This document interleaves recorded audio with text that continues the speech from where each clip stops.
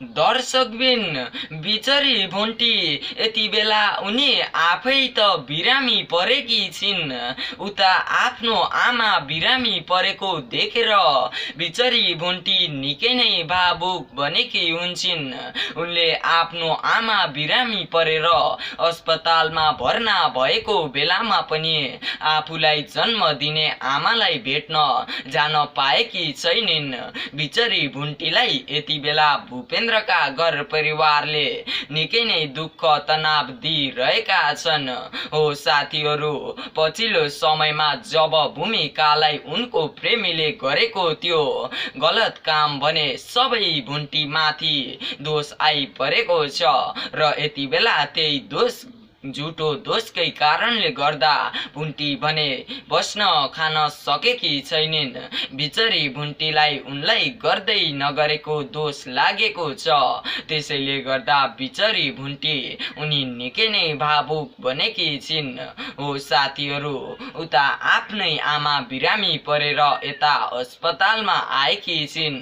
तब उनले आफ्नै आमालाई पनि अस्पतालमा भेट्न जान सकेकी छैनिन्, किनभने यति बेला भूपेन्द्रका घर परिवारले बिचरी भुन्टीलाई घरमै बाँधेर राखेका हुन्छन्। यति बेला भुन्टीले मैले कुनै पनि काम यस्तो गरेको छैन, मैले कसैलाई पनि केही गर्न लगाएको छैन भन्दै चिच्याएकी हुन्छिन्, कराएकी हुन्छिन्। बिचरी भुन्टी रोएकी हुन्छिन्, तर बिचरी भुन्टीको त्यो गुहार भने कसैले सुनेको हुँदैन।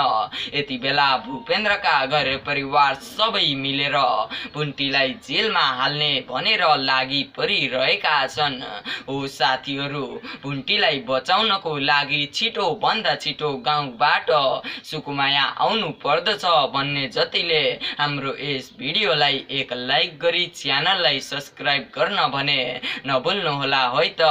हो साथीहरू, जब टोकले आफ्नो बहिनी भुन्टीलाई भेट्नका लागि भुन्टीको घरमा पुगेका हुन्छन्, तब त्यहाँ भुन्टीलाई बाँधेर राखिएको हुन्छ। त्यहाँ भूमिकाले भुन्टीलाई बाँधेको राखेको देखेर भने टोकले भूमिकाको गालामा एक चापड हानेका हुन्छन् र अब भूमिकालाई कस्तो सजाय दिन्छन् होला त त्यो जान्नको लागि भने हामीहरूले भुन्टीको अर्को नयाँ भाग हेर्नु पर्ने हुन्छ।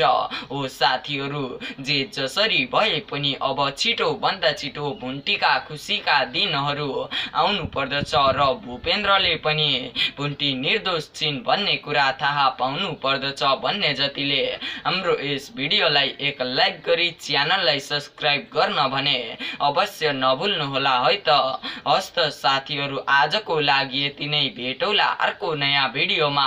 त्यति बेलासम्मको लागि बिदा चाहन्छौ। हस्त, धन्यवाद।